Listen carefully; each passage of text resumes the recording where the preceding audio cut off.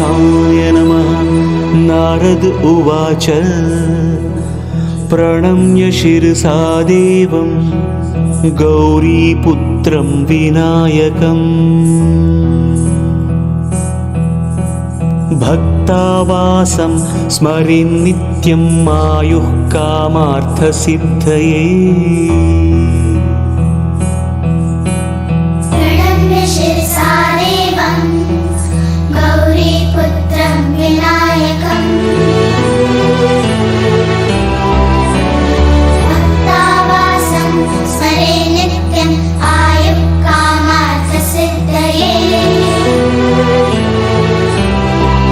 प्रथमं वक्रतुण्डं च एकदन्तं द्वितीयकं।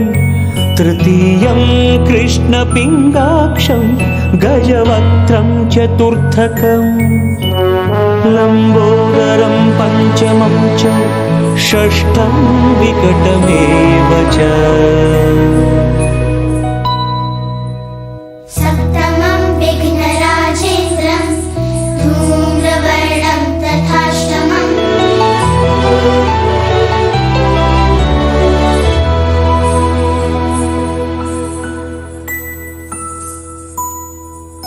नवमं भालचन्द्रं च दशमं तु विनायकम्।